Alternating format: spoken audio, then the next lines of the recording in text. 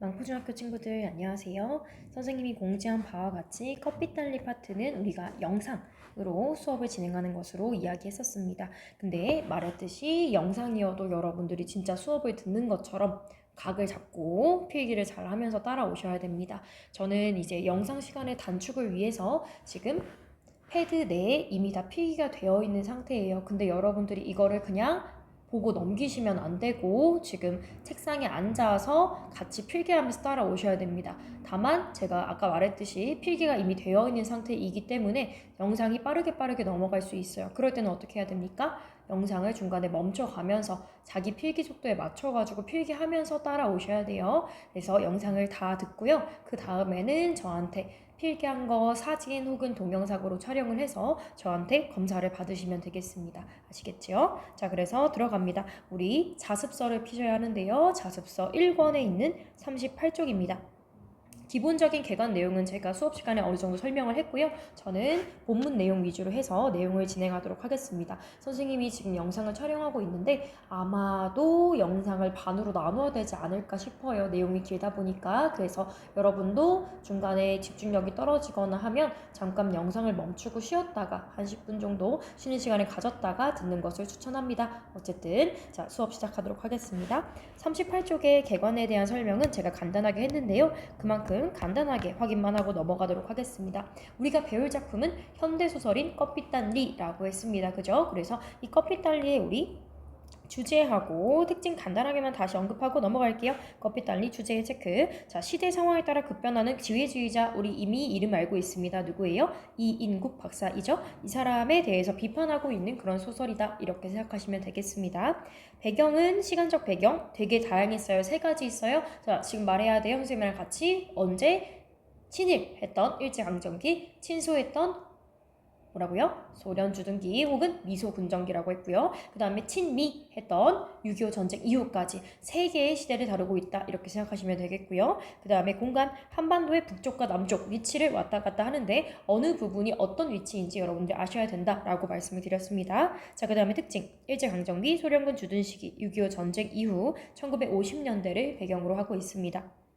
그 다음에 급변하는 시대에 잘 대응하는 이인국 박사라고 하는 인물이 등장하죠. 이 사람의 면모가 잘 드러난다. 그 다음에 3번째, 그런 기회주의자의 삶을 풍자하고 있다라는 특징이 있고요. 그 다음에 역순행적 구성이라고 우리가 필기했었죠. 현재와 과거를 오가는 구성이 나타나 있더라라는 겁니다. 넘어갈게요. 자, 필기 다 되어 있는 거 확인되시죠? 자, 우리가 앞에서 지금까지의 이야기는 이미 설명을 했습니다. 그래서 이거는 혹시라도 기억이 안 나면 여러분들이 지금 한번 읽어보세요. 선생님은 넘어갈게요. 자, 필기하기 전에 꼭 이 색깔을 따라오지 않아도 좋으나 여러분들이 알아볼 수 있는 방식으로는 필기를 꼭 해주셔야 됩니다. 자, 여기 먼저 체크할게요. 선생님 그대로 따라올 친구들은 쓰세요. 자, 보면 이제 빨간색으로 제가 좀 더 분리를 했는데 이인국에 대해 설명을 할 때 빨간색을 쓸 거예요. 근데 이인국에 대해서 행적에 대해서 얘기할 때, 행동에 대해서 이야기할 때는 좀 붉은색을 썼고요. 그 다음에 이인국의 심리에 대해서 얘기할 때는 뭐 얇게 밑줄을 쳤는데 여기까지는 여러분들이 구분하지 않으셔도 괜찮습니다. 그냥 참조용으로 봐주시고요. 자, 그 다음에 파란색 중요합니다. 다른 건 몰라도 얘는 좀 구분을 하셔라. 사회문화적 배경입니다. 어떠한 부분에서 어떠한 시대라고 하는 것이 드러나는 그런 대사들이 있는데 그런 것들에 대해서 알아보셔야 되고요. 그 다음에 나머지는 선생님이 항상 쓰던 것들이에요. 노란색 중요한 거, 연두색, 형식, 그 다음에 보라색은 용어입니다. 확인해야 될 용어들이 좀 많아요. 옛날 소설이기 때문에 좀 어휘가 어려운 게 있더라. 그래서 자, 커피딸리, 정광의 커피딸리인데요. 자, 여기서 이 커피딸리가 누구인지 아셔야 돼요. 나와 있지만 다시 한번 선생님 적어볼게요. 누구라고요? 커피딸리, 리가 이인국의 이자입니다. 그래서 이인국을 지칭하는 표현이라는 거 아셔야 합니다. 이거는 우리 교과서 오른쪽에 보면 날개 부분에 정리가 굉장히 잘 되어 있어요. 이 부분에 플러스 알파로 좀 적어보고 들어갈게요. 자, 오른쪽에 필기합니다. 제목의 의미 일단은 읽어봅시다. 별표. 자, 영어 캡틴에 해당하는 러시아어 커피따는 해방 직후 북한에서 우두머리나 최고라는 뜻으로 쓰였다. 그러니까 캡틴 이인국 정도가 되는 거죠. 해석을 하면. 그래서 이 이인국에 대해서 칭찬하는 말이야. 겉으로 봤을 때는. 그죠? 그래서 주인공 이인국을 가리키는 커피따 리는 이인국의 기회주의적인 행동을 풍자하는 제목이기도 하다라고 되어 있습니다. 그래서 사실 캡틴이라고 했지만 이인국이 한 행동들을 보면 캡틴은 아니죠. 근데 뭐 이거는 스텐코프가 한 말이에요. 러시아 장교 있죠. 그 러시아 장교가 한 말인데 사실은 잘 생각해보면 이인국의 행동을 생각해봤을 때 전혀 캡틴다운 면모가 없기 때문에 오히려 이 작가는 반어적인 의도에서 너 정말 대단하다 라고 하는 반어적인 의도에서 이 제목을 사용했다라고 이해를 하시면 되겠습니다. 자, 그래서 1번부터 4번, 3번까지 필기를 좀 합시다. 중요. 일단 직관적인 내용을 봤을 때 캡틴, 껍빛단 리라고 하는 것은 영어 캡틴의 러시아어 발음입니다. 이때 러시아어 발음이기 때문에 러시아잖아요. 북한이랑 좀 연관이 있죠. 그래서 북한에 사용되었던 그런 표현인데요.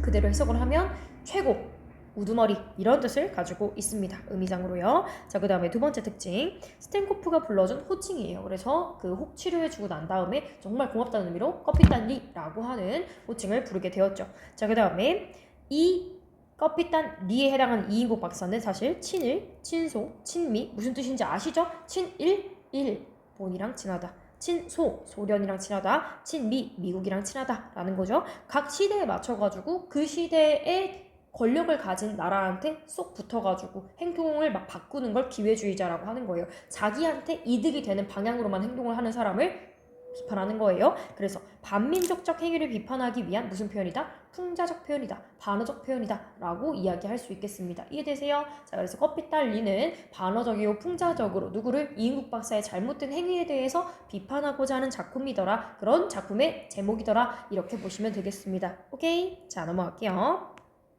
자, 날개에 있는 소설의 배경 여기 있는 거는 한번 읽어만 봐주세요. 선생님 앞에 설명을 했으니까요. 자, 그럼 본격적으로 들어갑니다. 소설이기 때문에 발단, 전개, 위기, 절정, 결말로 되어 있습니다. 발단부터 들어가 보도록 할게요. 자, 여기서 나와 있는 것들 중에 너희들이 알아둬야 될 거는 어느 시대인지 알아야 된다라는 겁니다. 자, 볼게요.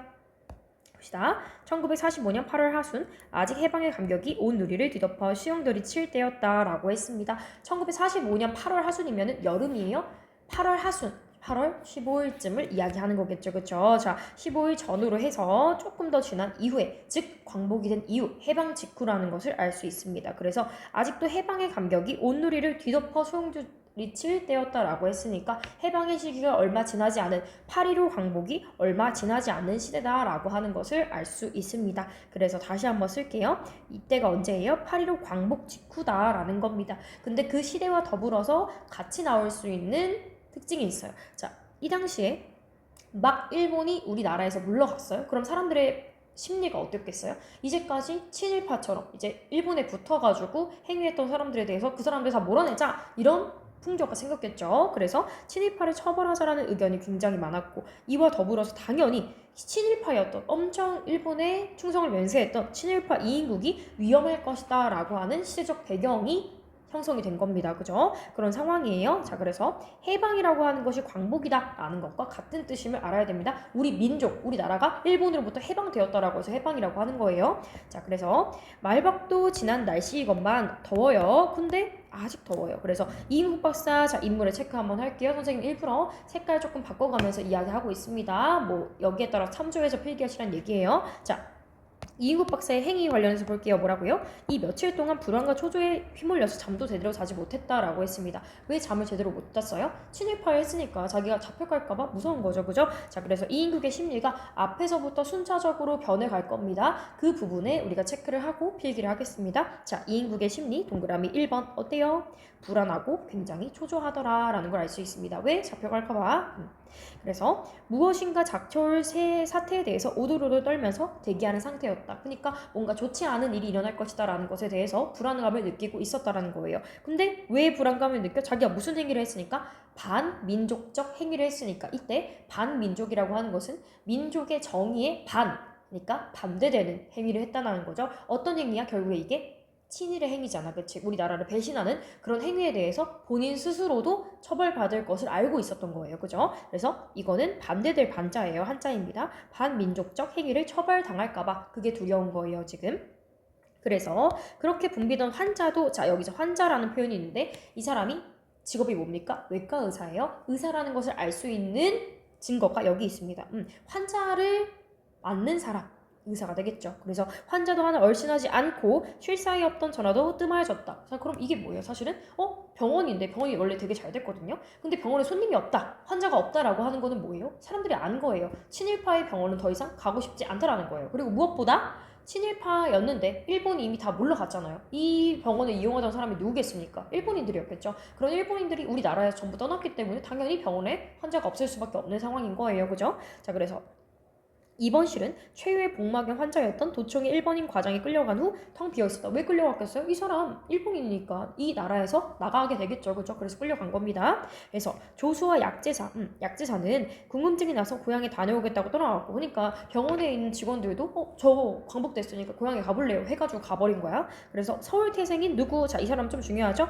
나중에 우리 남쪽에 내려갔을 때 이 인구가 결혼을 하게 되는 두 번째 아내로 맡게 되는 사람이 간호사예요. 간호원 해숙이입니다. 해숙. 자, 그래서 얘는 써놓을게요. 두 번째 아내, 6.25 전쟁 이후에 두 번째 아내가 된 거예요. 참고로 이때는 해숙이랑 아무런 관계는 아닙니다. 그냥 간호원하고 의사의 관계예요. 이때는 본래 아내가 있어요. 그 아내가 죽기 전이기 때문에. 오케이? 자, 그래서 빈집 같은 병원을 지키고 있었다. 그렇게 뭔가 무료하면서 뭔가 불안함이 감도는 그런 상황이라는 걸 알 수 있습니다. 자, 여기서 모르는 어휘들 많이 나옵니다. 체크해요. 2층 10조라고 하는 거는 이제 단위예요. 무슨 단위냐? 다다미의 수를 세는 일본어입니다. 다다미 방은 여러분들 알고 계시죠? 이렇게 하나하나씩 무슨 약간 방석처럼 되어 있는 그런 방을 다다미라고 하잖아요. 일본 고유의 전통의 방식입니다. 그런 집이에 훈도시와 유카타 차림에 뒹굴고 있던 이인국은 이렇게 얘기했어요. 근데 훈도시는 남자, 일본식 남자 속옷을 얘기하는 거고요. 유카타는 일본 사람들이 입는 잠옷 같은 기모노 비슷한 거를 우리가 유카타라고 하죠. 자, 근데 이런 것들이 나와 있다는 것 자체가 일제의 잔재가 아직 남아있는 시대라는 것을 알 수 있는 요소가 되겠습니다. 다시 쓸게요. 뭐라고요? 일제의 잔재 혹은 친일의 흔적 이렇게 적어볼 수가 있겠습니다. 아시겠죠? 선생님이 혹시 노파심에 대해서 얘기하는데 선생님이 막 설명을 하고 있지만 여러분들은 설명도 들으시고 여기 나와 있는 내용들 필기하라는 말이 없어도 필기하면서 따라오셔야 돼요. 그죠? 음악이요. 자, 그래서 박사는 견디다 못해 부채를 내던지고 일어났다. 자, 부채 쓰고 있다는 거 이미 여름인 거 알 수 있어요. 자, 왜 일어났어요? 너무 불안하니까 막 더워서 뒹굴고 있다가 못 참겠다. 덥기도 하고 불안하기도 하니까 나간 거예요. 자, 그는 목욕탕으로 갔다. 찬물을 퍼서 대야째로 머리에서부터 몇 번이고 내리부었다. 등줄기가 시리고 몸이 가벼워졌다. 그러나 손 수건으로 몸을 닦으면서도 무엇인가 짓눌려 있는 것 같은 가슴속의 갑갑증을 가셔낼 수가 없었다. 왜요? 아무리 샤워를 하고 찬물 샤워를 해도 뭐예요? 불안한 거죠. 자기가 곧 잡혀갈 수도 있다는 생각이 드는 거예요. 다시 자신의 친일 행적 때문에 문제가 생길까봐 가슴이 답답한 겁니다. 그죠? 자, 그는 창문으로 기웃하게 한길가라는 표현이 있어요. 한길가라는 건 말 그대로 그 길의 정복판 완전 가운데를 바라보면서 생각을 하는 거예요. 우글거리는 군중들. 자, 이것도 시대적 배경이랑 연관이 있어요. 왜 사람들이 나와 있어요? 이제 광복이 되었으니까 그 광복의 기쁨을 만끽하려고 막 길거리에 나와 있는 거예요. 그죠? 쏘음 쓰고 밀려가고 있었다. 굳게 닫혀있는 은행 철문에 붙은 병보가 한 길을 건너 하얀 윤곽만이 두드러져 보인다. 아니, 그곳에 쓰여있는 구절. 자, 지금 얘가 밖을 쳐다보는 이유 중에 하나는 뭐예요? 밖에 쓰여있는 한 벽보의 구절이 계속 생각나서 그래요. 자, 광복이 됐어요. 사람들이 어떤 걸 할까요? 친일파를 척결하자라는 의견을 써붙여요. 어디에? 벽보로. 그러니까 대자보 같은 거예요. 벽에다 막 붙여요. 친일파, 민족 반역자를 타도하자. 자, 이거 중요한 말이에요. 친일파, 민족 반역자를 타도하자. 그러니까 그 사람들을 내몰자, 처벌하자 라고 하는 사람들의 인식이 만연해 있었다라는 거예요. 그러면 이것 때문에 얘가 계속 신경을 써요. 왜? 내가 바로 그 친일파이자 민족 반역자가 되는 사람인 거니까. 그치? 그래서 일제강점기에 친일한 사람들을 찾아서 벌을 주려고 했던 당시의 상황을 알 수 있습니다. 그래서 이 말을 통해서 자, 사실 선생님이 쓰여서 놨지만 여러분들이 생각하셔야 돼요. 이때 시대 언제예요? 대답해야죠. 일제강점기 이후입니다. 해방 직후입니다. 정확하게 이야기하셔야 돼요. 아직 소련군이 들어온 것은 아니지만 해방 직후라는 것을 알 수 있습니다. 그래서 광복 직후 친일파 처벌에 많이 있었던 그 상황을 알 수가 있습니다. 그래서 옆에 붉은 동그라미를 두 겹으로 친 글자가 그대로 눈앞에 선명하게 보이는 것만 같다. 자, 그러니까 사람들이 얼마나 그 마음이 심했으면 그 벽보에다가 이런 말을 써놓고 여기다가 민족 반역자를 타도하자 이런 식으로 붉은 동그라미를 여러 번 쳐가지고 강조를 했다라는 거겠죠. 그것만 생각하면 이 인국이 불안하다 이겁니다. 자, 그래서 어제 저물녘에 그것을 처음 보았을 때의 전율이 되살아왔다. 그래서 얘가 이걸 어제 처음 보고 계속 마음이 심란한 거예요 지금. 자, 근데 그것이 뭐예요? 자, 이렇게 지시대명사 나왔을 때 확인해 주셔야 돼요. 그것이 뭡니까? 벽보입니다. 그 벽보에는 자기를 처단하겠다는 내용이 들어있는 것이죠. 전율. 왜 전율이에요? 막 몸이 부르르 떨리는 거. 왜요? 무서우니까, 두려우니까 라는 걸 알 수 있습니다. 그래서 순간 이인국 박사는 고개 안쪽으로 방 쪽으로 머리를 획 돌렸다. 그리고 자 생각하는 거야. 자 얘의 태도를 볼 거예요. 얘의 심리가 처음에 불안 초조했다가 이렇게도 또 바뀌어요. 자 나야 원 괜찮겠지. 얘 마음이 어떠냐면 약간 이제까지 자기가 승승장구 잘 살아왔으니까 어떤 상황이 닥쳐도 자기가 헤쳐나갈 수 있을 것이라고 하는 막연한 마음이 있어요. 그래서 그것을 뭐라고 하냐면 안일하다. 미래에 대해서 전혀 대비하지 않고 그냥 냅두는 거예요. 그런 걸 우리가 안일하다라고 해요. 자 기억해둘게요. 이인국의 심리 두 번째 안일하다. 즉 별일 없을 것이다. 어떻게든 해결해 나갈 것이다 라고 여기는 것을 안일하다라고 하는 겁니다. 그죠? 자 혼자 뇌까리면서 혼자 중얼거리면서 그는 다시 부채를 들었다. 자 그러나 사실은 체크할게요. 벽보를 들여다보고 있을 때 자기와 눈이 마주치는 순간 일그러지는 얼굴에 경멸인지 통쾌인지 모를 웃음을 비집거리면서 아래 위로 훑어다보던 춘석이 자 두 번째 인물 나왔습니다. 체크. 춘석이 녀석이 모습이 자꾸만 머릿속으로 엄습하여 어두운 밤에 거미줄을 뒤집어 쓴 것처럼 꺼림텁텁하기만 했다. 자 비유적인 표현을 써가지고 내가 춘석이의 모습을 떠올리면서 굉장히 불안해하고 있는 것을 알 수 있는데요. 뒤에 나오겠지만 이 춘석이라고 하는 인물이 어떤 인물이에요? 옛날에 이인국이 배척했던 환자예요. 근데 왜 배척을 했느냐? 얘가 그 친일파 시대, 즉 일제강점기 시대에 있었던 사상범이기 때문이에요. 이때 사상범이라고 하는 것이 무엇이냐? 일제에 대해서 일제 사상에 대해서 반대하는 사람이란 뜻이에요. 즉 범죄자예요. 일제강점기 기준으로 이야기를 했을 때. 그래서 일제에 대해서 반대하는 그런 청년이었겠죠. 그래서 얘가 되게 아파가지고 사상범으로 붙잡혔다가 풀려났어요. 너 너무 아프니까 치료 좀 받고 와라 해가지고 풀려나서 어디로 갔냐면 이인국 박사네 병원에 갔어요. 근데 병원에 갔는데 이인국 박사가 이 환자를 거절했어. 왜 거절했을까? 뒤에 나오겠지만 얘가 친일파잖아 이인국이. 근데 친일파인데 얘는 반일파잖아. 나중에 반일파 환자를 받으면 어떻게 될까? 친일파에 그러니까 일본인들이 어떻게 하겠어? 너 친일파라고 했는데 왜 반일 환자 받아? 쟤 죽어도 마땅한데 왜 받아? 이렇게 될 수가 있으니까 그것 때문에 안 받아요. 그래서 춘석이한테 얘가 빚을 진 거야. 잘못을 저지른 거지. 근데 지금은 해방이 됐네? 해방이 된 상황에서 춘석이와 마주쳤어. 그러니까 춘석이가 얘를 어떻게 하려고 할까? 정말 복수하려고 하는 거겠지. 그래서 얘가 왜 통쾌인지 웃음인지 막 모를 것을 비죽거리면서 봤어? 이제 자기가 복수할 때가 왔다라고 생각을 해서 이렇게 바라본 거잖아요. 이해되시죠? 자 그런 상황이에요. 그래서 얘가 다시 정리할게요. 자 사상범 춘석의 입원을 친일파 이인국이 거절했던 사건이 있어요. 그래서 사건의 복선이 됩니다. 뭐가 복선이 될까?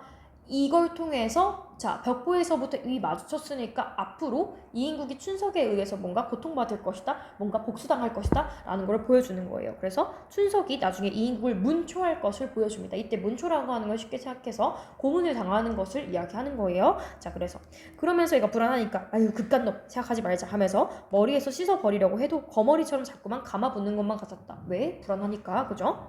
그래서 여기까지 내용 다시 한번 볼게요. 자 사회문화적 배경 간단하게 읽어보면 됩니다. 일제강점기가 끝나고 광복을 맞이했고요. 친일파 민족 관역자에게 죄를 물어서 벌을 주려고 했던 상황입니다. 그때 이인국의 대응 어떻게든 될 것이다 라는 것이죠. 친일 행적 때문에 초조해하면서도 자신에게 별일 없을 것이다 라고 여기는 그런 모습입니다. 그래서 발단 부분의 내용을 정리하면요. 일제강점기가 끝나고 이인국은 광복을 맞이하고 있습니다. 근데요 이게 과거의 일이에요. 참고로 진짜 극 현재는 이인국이 지금 언제 있다라고 했죠? 6.25 전쟁 이후에 지금 미국 대사관에 브라운이라고 하는 사람을 만나러 가는 길에 차 안에서 이 모든 사건을 회상하는 방식으로 되어 있다라고 했습니다. 어쨌든 그 과거의 일제강점기 이후를 지금 그려내고 있습니다. 그러면 여기까지를 딱 두고 봤을 때 시대적 배경 언제예요? 대답해야죠. 일제강점기 이후. 그러니까 광복 이후, 해방 이후를 얘기하는 거예요. 공간적 배경 언제예요? 어딜까요? 북쪽이죠. 지금 북쪽이에요. 이 사람이. 그래서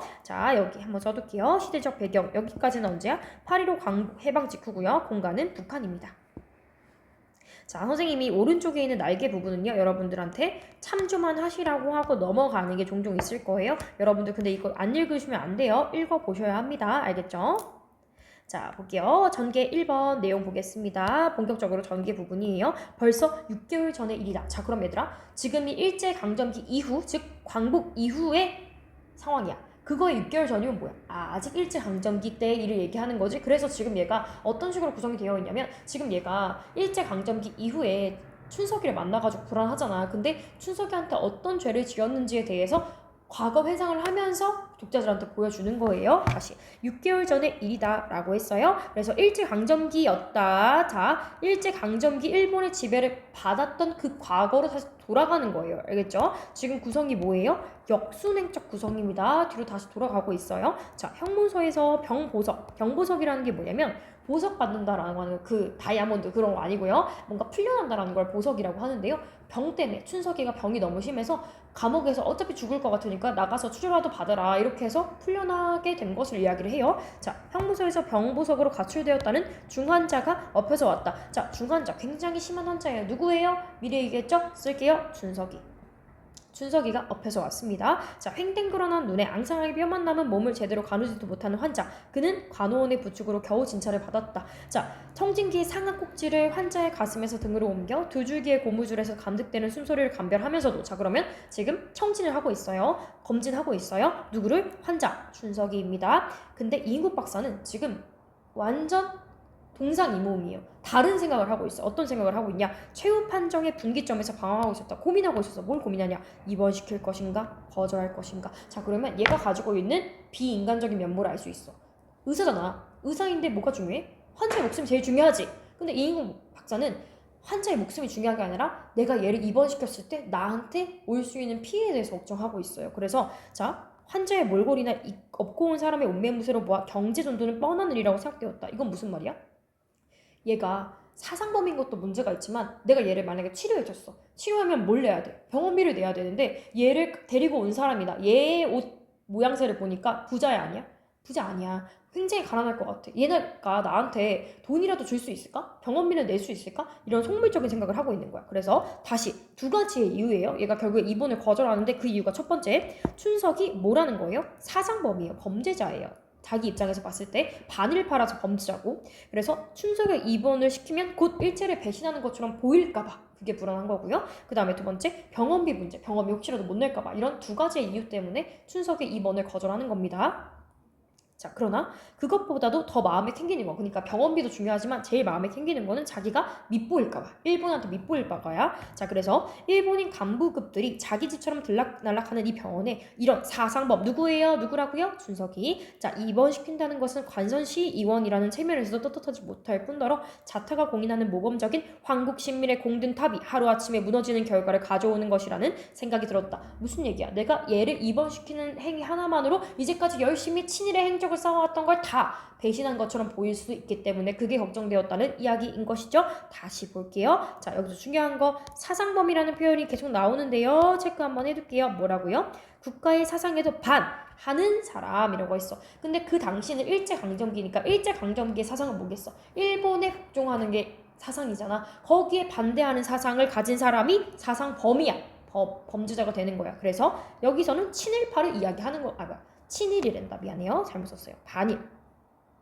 이 당시에 반일했던 행위에 대해서 이렇게 사상범이라고 이야기한 거겠죠. 그죠? 자, 그래서 이인국의 행동 첫 번째 나옵니다. 뭐라고요? 자, 이인국의 행동 첫 번째, 친일했던 행적이 점점점 드러납니다. 이인국의 행동 1번 써놓고 친일이라고 쓸게요. 자, 그래서 이 사람이 뭐 했어요? 일제강점기 친일했다는 증거가 나오잖아요. 그죠? 이때 황국신민서사 왜 있잖아요. 우리 역사 시간에 배워요. 일본이 우리를 정신적으로 완전히 일제화시키기 위해서 황국신민서사를 암송시켰다, 뭐 이런 것들이 있었잖아요. 그게 뭐야? 세뇌하는 거야. 우리가 일본인인 것처럼 세뇌를 하는 거죠. 그래서 얘는 한국신민처럼 살아왔다는 건 뭐야? 일본인처럼 살아왔다, 이 얘기를 하는 거예요. 이해되시죠? 그래서 순간 그는 이런 경우에 가부 결정이 일도양단이라는 건 한 번에 딱 단결해서 결정하는 걸 얘기하는 거예요. 자기식으로 찰나적인 단안, 확실한 결론을 내렸다. 어떤 결론? 그는 체크, 응급치료만 하여주고 입원실이 없다는 가장 떳떳하고 정당한 구실로 애거라는 환자를 돌려보냈다. 무슨 얘기야? 아, 입원실 없어요. 돌아가세요. 이렇게 얘기했다는 거야. 사실 핑계야. 입원실은 있었겠죠. 얘 하나 입원시킬 그런 자리가 없었겠습니까? 그게 아니라 너가 사상범이라고 하는 이유 때문에 거절해야 되는데 그거를 입으로 말하기가 좀 그러니까 돌려서 핑계를 댄 거예요. 이해되시죠? 자, 이인국의 행동, 자, 계속 쓸게요. 친일입니다. 여러분들 어차피 반복인데요. 행동만 쓰고 동그라미 1번 해놓고 친일 정도만 적어주셔도 괜찮습니다. 자, 사상범의 춘석의 입원을 거절시켰다라고 하는 친일 행위를 보이고 있습니다. 그래서 자, 환자의 집이 병원에서 멀지 않은 건너편 골목 안에 있다는 것은 후에 간호원한테서 들었다. 그러나 그쯤은 예사로운 일이었기에 그는 그대로 아무렇지 않게 흘려버렸다. 그러니까 이인국한테는 이 일이 별로 대단한 일이 아니었어. 하지만 일제강점기가 끝나고 춘석한테는 굉장한 분노였겠죠. 이놈이 감히 친일파 녀석이 나를 거부해? 사상범이란 이유로 나를 거부해? 라고 하는 복수심이 있었겠죠. 그런데 며칠 전 다시 돌아와요? 광복 이후에요. 지금은 다시 일제강점기에서 회상에 돌아왔어요. 며칠 전 시민대회 끝에 있은 해방경축 시가행진을 자기도 흥분에 차 구경하느라고 해수기와 함께 대문에 나갔다가까지 읽어볼게요. 그러니까 무슨 상황이야? 다시 돌아왔어요. 8.15 광복 직후, 광복 이후에 대해서 얘기를 하는 겁니다. 그래서 과거 회상인데 크게 보면 이 광복 이후도 현대 입장에서 보면 6.25 전쟁 이후의 차 안에서 이 모습을 떠올리는 거라 이미 과거야. 그지? 근데 이 광복 후의 과거에서 다시 한번 뭐 했어요? 일제강점기라고 하는 광복 전을 떠올렸어요. 떠올렸다가 다시 또 광복 후의 과거로 돌아오는 거예요. 선생님 말 이해되시나요? 그래서 광복 전 과거를 다시 한번 떠올렸다가 다시 광복 후의 과거인 일제강점기 후, 광복 후로 돌아온 겁니다. 이해되세요? 근데 얘 하는 거 보세요. 굉장히 사람이 좀 좋지 않습니다. 이제까지 친일파 해놓고 이제까지 나라를 배신해놓고 또 사람들이 와 광복이다 만세 만세 하니까 자기도 덩달아 신나가지고 흥분에 차가지고 그 거리 행진을 보러 나왔다는 거야. 보러 나왔어. 누구랑? 그 해수기 있죠. 곧 아내가 될 해수기 아직 아니야. 해수기와 함께 대문에 나갔다가 누구를 마주친 걸까? 춘석이를 마주친 거야.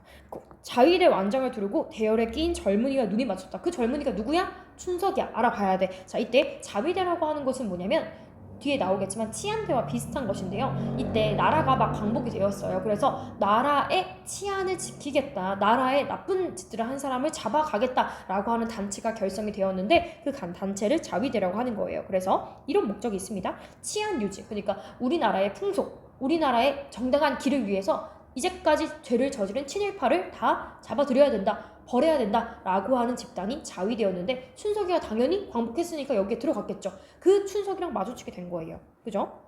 위기죠. 그랬을 때 이쪽을 바라보는 청년의 눈에서 뭐를 느꼈어요? 불똥이 튀는 것 같은 살기를 느꼈어. 왜 살기를 느꼈어? 춘석이가 얘한테 복수심으로 불타올랐겠지. 너희 자식 잘 만났다. 이런 생각을 하게 된 거겠죠. 다시. 그래서 자신의 입원을 거절했기 때문에 그리고 친일파였기 때문에 분노를 했겠죠. 이해되세요? 두 가지인 거예요. 춘석이는 일단 친일파를 싫어해요. 근데 심지어 나한테 입원까지 거절시켰으니까 더 싫은 거예요. 이해되시죠? 자, 근데 얘가 얼마나 조금 비도덕적인 인물인가가 나와요. 얘가 처음에 누군지도 못 알아봐. 자, 무슨 영문인지 모르고 어리벙벙하던 이국 박사는 그것이 언젠가 입원을 거절하는 사상범 환자 춘석이라는 것을 해수기가 말해줘가지고 알았어. 아, 그 녀석이구나 라는 거를 그때 눈치챈 거야. 그래서 춘석이가 자 입원을 거절당했던 춘석이 자위대에 들어갔다는 사실을 깨달았어요. 그래서 그때부터 눈치를 보는 거야. 왜? 아, 제가 나를 가만히 두지 않겠구나라는 생각이 들었기 때문이겠죠. 슬금슬금 주위의 눈치를 살피며 집으로 기어 들어왔다. 왜 기어 들어왔어요?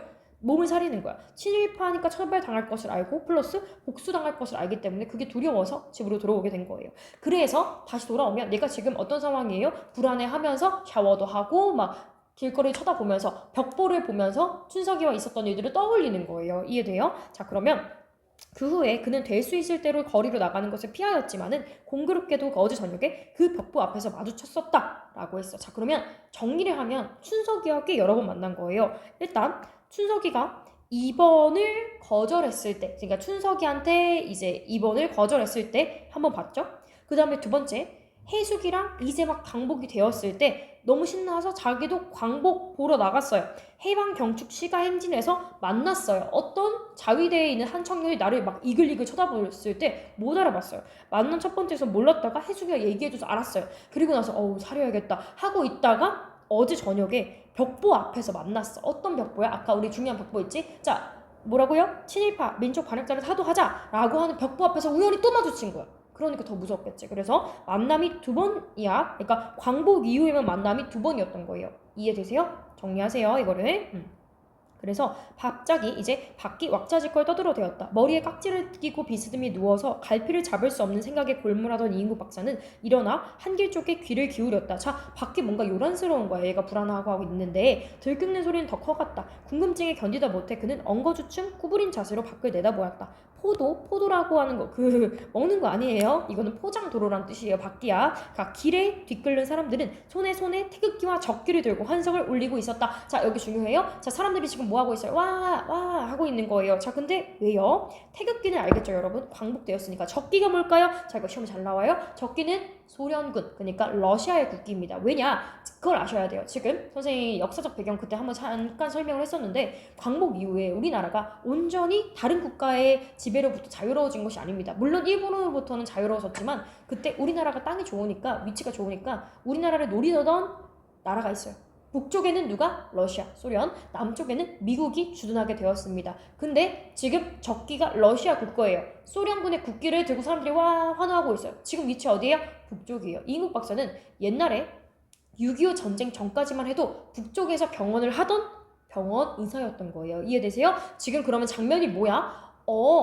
해방 직후의 시간이 조금 지나서 소련군이 북쪽으로 올라오는 모습을 우리가 보고 있는 거예요. 이해되시죠? 그런 거야. 자, 그러면 이걸 통해서 이제 약간 바뀌었어. 시대가 조금 흘러서 소련 주둔기 혹은 미소 군정기라는 걸 알 수 있습니다. 이때 선생님 딱 한 번 설명할게요. 소련 주둔기는 소련이 주둔하다. 군대가 여기 들어와서 국가 안에 있다.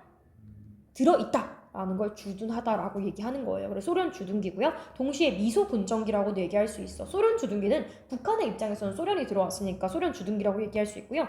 남북한 모두를 지칭하기 위해서 남한에는 미국이고 북한에는 소련이니까 미국과 소련이 군사적으로 다스리던 시기라고 해서 미소 군정기라고도 얘기를 해요. 같은 말이에요. 결국에는. 그래서 공간도 알 수 있어. 어디예요? 북한이에요. 왜? 소련군이 들어왔으니까 지금 북한에 있겠죠. 그래서 다시 사람들이 소련군의 입성을 환영하고 있습니다. 이인국이 살고 있는 곳은 어디예요? 38선 이북, 그러니까 북쪽이란 얘기예요. 북한. 그래서 무엇일까? 자, 이인국이 생각을 했어. 고개를 갸웃하면서 다시 자리에 주저앉았다. 계단을 구르며 급히 올라오는 발자국 소리가 들려왔다. 해수기다. 자, 해수기는 이제 아직 알은 아니지만 간호원이 얘기해주는 거야. 지금 얘가 병원에 있거든. 그래서 아마 소련군이 들어오나 봐요. 뭐든지 야단 법석이에요. 자, 그럼 확실히 소련군이 들어온다라고 했으니까 지금 시대 언제라고요? 소련 주둔기. 선생님이 이 시대는 계속해서 반복해서 여러분들한테 영상 중에서 물어볼 거예요. 대답 마음속이든 실제로 대답하든 해주셔야 돼요. 중요해요. 그래서 해발 이후 38선을 기준으로 해서 남에는 미국, 북에는 소련의 군대가 들어오는 것을 알 수 있습니다. 숨을 헐떡이며 이야기하는 해수기의 말에 이인국 박사는 아무 대꾸도 없이 눈만 껌뻑이며 도로 앉았다. 여러 날째 라디오에서 오늘 입성 예정이라고 했는데 이제 정말 오는가 보다 싶었다. 그러니까 소련이 온다 했는데 지금 왔구나라는 걸 깨달은 거예요. 자, 해수기 내려간 이후에도 이인국 박사는 한참 동안 아무 거동도 못하고 바깥쪽을 내돌아보고 있었다. 무엇을 생각했던지 그는 움직 자리에서 일어났다. 그리고 벽장문을 열었다. 안쪽에 손을 뻗쳐 액자 틀을 끄집어내었다 라고 해서 이 장면 중요해요. 자, 얘가 가만히 있다가 러시아가 들어온다고? 소련이 들어와? 큰일 났다 해가지고 갑자기 벽장에 갔어요. 왜 갔냐? 자, 중요해요. 여기 굉장히 중요해요. 상징 나오는데 별표 한번 할게요. 국어 상용의 가 별표. 그 액자 속에 나와 있는 내용이 뭐였냐? 국어 상용의 가라고 하는 액자였어요. 근데 이게 무슨 의미인지 정확히 알고 있어야 돼요. 국어 상용의 가라고 했을 때 이 국어가 우리나라 한국어가 아니라는 걸 아셔야 돼요. 그 일본어. 그 당시에 일제강점기이기 때문에 일제강점기의 국어라는 건 뭐예요? 우리가 감정을 했으니까 일제가 주인이었으니까 일제의 말 국어는 일본어입니다. 그죠? 일본어라는 거 아시고 일본어를 상시적으로 사용하는 집가예요. 그러면 그대로 해석하면 쓰세요. 일본어를 항상 쓰는 집이라고 하는 좋은 칭호를 이인국한테는 좋은 칭호예요. 좋은 칭호를 받았던 거예요. 그러니까 얘가 친일했던 궁극적인 증거 중에 하나가 얘야. 국어 상용에 가라는 거. 다시 이인국의 행동 친일입니다.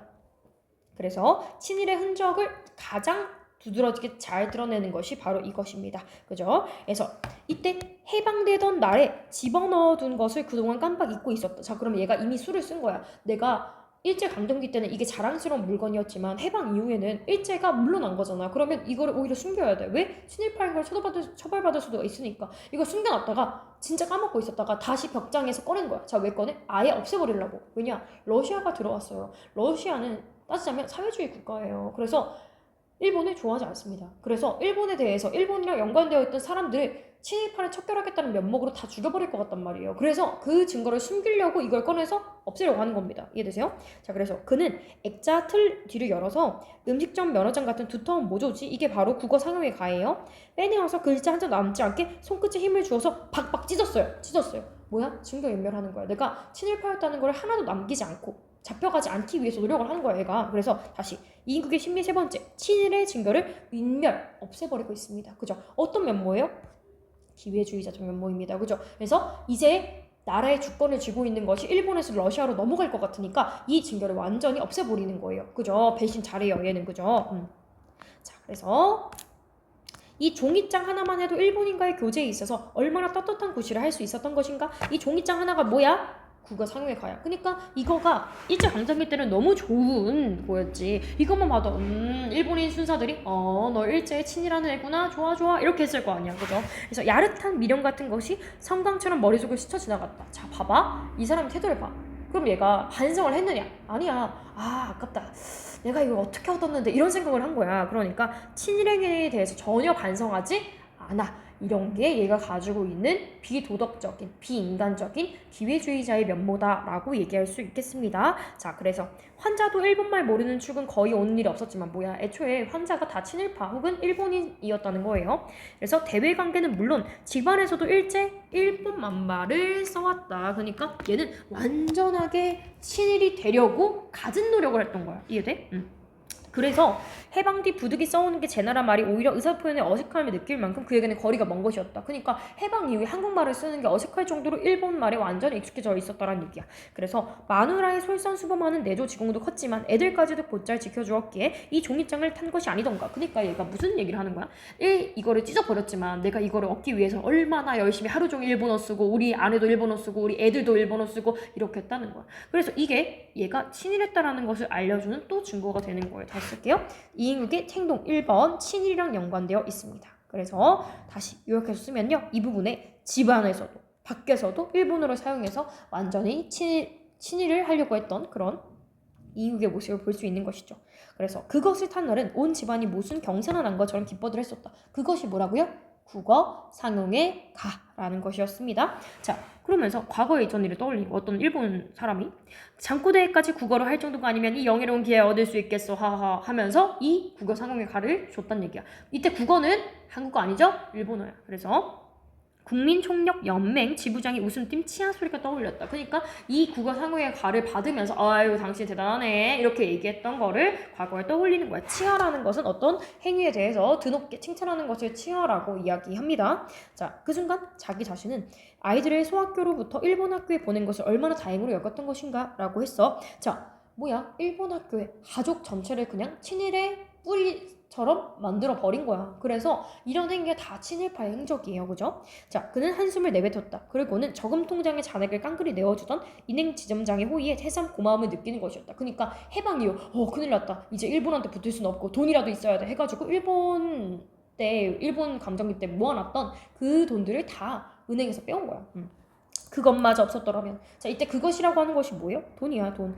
돈마저 없었더라면 나는 진짜 죽었을 것이다 라는 생각을 하는 거지. 그래서 등골이 오싹하는 한기가 돌아왔다. 무슨 정치가 오든, 자, 얘가 하는 말을 잘 봐. 얘가 가지고 있는 비도덕적인 면모가 잘 드러나는 대사예요. 무슨 정치, 이때 무슨 정치라는 건 어떠한 나라가 우리나라의 이권을 가지고 있든 주권을 가지고 있든지 간에 상관없다는 거야. 이때 무슨 정치는 우리 알고 있겠지만 친일을 하든 친소를 하든 친미를 하든 일본이든 러시아든 미국이 와든 상관이 없다. 그것만 있으면 신의 사람의 절반 이상이 굶어 죽기 전에야 우리 집 차례는 아니겠지. 무슨 얘기야? 얘는 어떤 정치가 와도 상관없어. 뭔 말 있으면 돼? 돈만 있으면 이 위기를 다 헤쳐나갈 수 있다. 이런 생각을 가지는 거야. 그래서 뭐야? 모든 이익의 심리 네 번째, 모든 문제를 뭘로 해결할 수 있어? 돈으로 해결할 수 있어. 이런 걸 어떤 면모라고 하냐? 황금만능주의. 황금만능주의라는 게 돈만 있으면 다 된다는 마인드예요. 얘가 다른 말로 하면 물질만능주의라고도 표현을 합니다. 그래서 그는 송근고가 들어있는 안방 단스를 생각하면서 혼자 중얼거렸다. 그러니까 안방 단스라고 하는 게 옷장 같은 거예요. 일본식 표현인데 옷장 안에 있는 돈만 있으면 다 되겠지 뭐 이런 생각인 거야. 이해되지? 그래서 이인국 박사는 무슨 일이 일어나도 꼭 자기만은 살아남을 것만 같은 막연한 기대를 곱씹고 있다. 이게 굉장히 많이 나와요. 이인국이 나는 괜찮아 괜찮겠지 이런 마인드를 엄청 많이 가지고 있어요. 그게 계속해서 나오는데 그 이유 중에 하나가 복선이기도 해요. 이 사람이 진짜로 그 위기를 헤쳐나갔잖아. 어쨌든 간에 각 나라에 붙어가지고 그거를 암시하는 복선이 되기도 하고요. 아니면 이인국이 가지고 있는 그런 안일한 모습을 보여주기도 하는 것이고요. 그래서 이인국의 심리 두 번째 반복이에요. 계속 안일하다. 그래서 주위가 어두워왔어요. 자, 이제 행진도 끝나고 밤이 되었나 보죠. 지축이 흔들리는 것 같은 동요와 소음이 가까워졌다. 군중들의 환호시 터져나왔다. 만세 소리가 연방 계속되었다. 근데 뭐 계속 사람들이 기뻐하고 있네요. 세상 형편을 알아보려고 거리에 나갔던 아내가, 자, 알아야 돼 얘들아. 이거 해숙이 아닌 거 알지? 원래 아내야. 내가 원래 본처 해숙이 아니야. 그래서 넘어가는데, 자, 얘는 별표 좀 칠게요. 날개 부분의 파트 별표. 자, 국어 상호가 액자의 의미 뭐라고요? 얘가 친했던 증거예요. 다시 국어는 일본어를 가리키므로 일본어를 늘 사용하는 집이라는 뜻이다. 그래서 일제강점기에 이인국이 일본어를 썼다는 것을 알 수 있다. 이인국이 일제의 정책에 적극적으로 동조하였음을 알 수 있고 친일의 확실한 증거가 된다라는 거예요. 그래서 일제강점기 이인국의 삶이 어때요? 대외관계는 물론 집안에서도 일본어만 씁니다. 그리고 아이들을 일본 학교에 보내죠. 그리고 사상범의 입원을 거절한 등등 여러 가지 일본 시대, 일본의 일제강점기에 있었던 태도가 친일이었다는 걸 증명해주는 그런 요소들이에요. 적극적으로 친일을 하면서 모범적인 황국 친민으로 살았더라라는 것을 알 수 있습니다. 자, 그래서 아내가 보고 온 것을 얘기해준 거예요. 여보, 당구 부대가 들어왔어요. 당구라고 하는 것이 이제 탱크예요, 탱크. 이거는 소련의 탱크예요. 설마 혹시 몰라? 당구를 소련이라고 생각하면 안 돼요? 소련의 탱크를 얘기하는 거예요, 선생님은. 소련의 탱크 부대가 들어왔어요. 거리에는 온통 사람들 사태가 났는데 집안에 처박혀 뭘 하고 있어요? 자, 그러니까 아내는 여보, 그래도 광복이 됐고 소련군이 막 들어오고 있는데 여보는 안 내다봐요? 이런 얘기야. 근데 얘는 내다보고 싶겠니? 소련군한테 걸려서 죽을까봐 불안해 죽겠는데. 그래서 뭘 하기는? 나가보아요. 마우제가 들어왔어요. 마우제는 소련군을 얘기하는 거예요. 여기서 굉장히 모르는 어휘가 많죠? 알아놔야 돼요. 알아야 돼요. 자, 어둠 속에서 아내의 음성이 격했으나 감격인지 당황인지 알 길이 없었다. 자, 계집이란 저렇게 우둔하고도 대담한 것일까? 이랬어. 자, 무슨 생각을 하고 있는 거냐면 이인국은 불안해 죽겠어. 당장이라도 잡혀갈까봐 막 무서워가지고 불도 안 켜고 막 이러고 있잖아. 들킬까봐. 근데 아내는 여보 밖에 안 나가봐요? 이러고 있으니까 이런 생각을 속으로 하는 거야. 아유, 저 여자는, 그러니까 저 아내는 저렇게 우든 멍청하고도 대담한 것일까? 멍청하면서 참 대담하다. 아내는 무섭지도 않나? 우리 잡혀갈 수도 있는데 그걸 모르는 건가? 이런 생각을 하고 있는 거예요. 오케이? 그래서 자신은 친일 행적 때문에 불안해서 행동하기 조심스러운데 아내는 그렇지 않아서 그런 생각을 하는 거죠. 이인국 학사는 엷은 어둠 속에서 마누라 쪽을 주시하면서 입맛에 다셨다. 불도 옆대 안 켜고 뭐해요? 그러니까 아내는 얘가 왜 불을 안 켜고 있는지도 몰라 하는 거야. 그래서 마누라가 전등 스위치를 틀었다. 이인국 박사는 백촉 전등에 화난 것이 못마땅했다. 왜 못마땅해? 들킬까봐.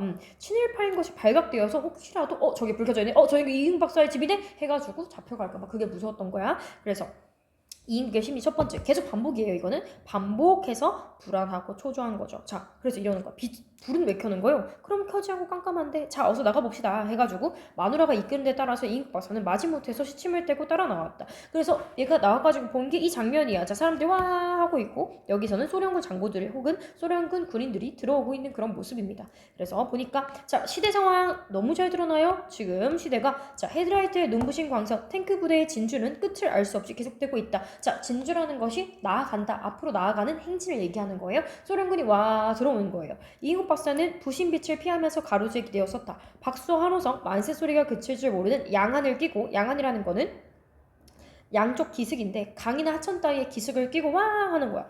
양안을 끼고 탱크는 물 밑을 서서히 흘러간다. 위 뚜껑을 열고 반신을 내민 중대가리의 병정은 간간히 우라 하면서 손을 내을 흔들고 있다. 봐봐, 여기야. 얘네야. 지금 탱크야. 이게 탱크인데 여기 위에서 그래요 안녕 해가지고 만세하면서 막 손을 이끌어주는 거잖아, 그지? 그래서 이 중대가리의 변정이 누구야? 소련군이야, 소련군. 그래서 간간히 우라, 우라는 뭐야? 만세, 러시아어로 만세란 뜻이에요. 우라, 만세하면서 손을 흔들어주고 있다. 봐봐, 여기가 너무 잘 드러나요. 이 부분에서 우리가 알 수 있어.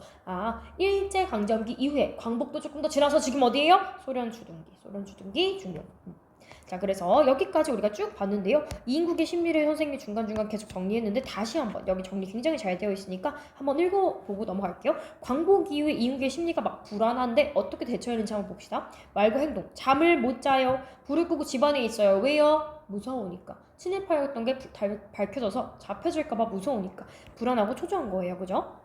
그러면서도 웃긴 게 나야 원 괜찮겠지. 아유 나는 괜찮겠지. 뭐야? 굉장히 안일하다.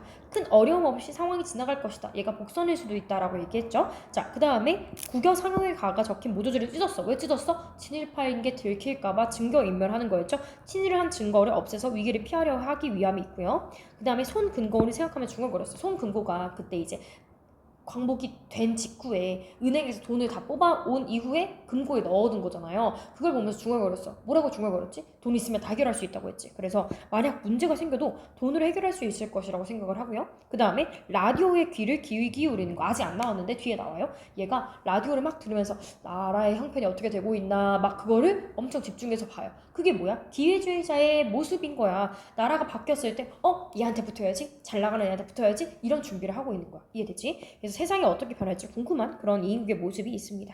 자, 그래서 얘가 막 이런 걸 보면 생각을 했어요. 이인국 박사는 자기와는 아무런 관련도 없는 이방 부대라는 환각을 느끼면서도 박수도 환성도 안 나가는 멋쩍은 손에서 멍하니 쳐다보고만 있다. 그러니까 이인국은 아직 막 정신이 없는 거야. 이상하잖아. 그러니까 하루아침에 이제까지 일본 밑에서 일본한테 친일했는데 하루아침에 갑자기 러시아가 소련이 들어오니까 그 상황에 적응하지 못하고 막 멍한 거야. 병져 있는 거야. 벙쪄 있는 거야. 이해돼? 그래서 자기랑 처음에는 관련이 없지. 처음이니까.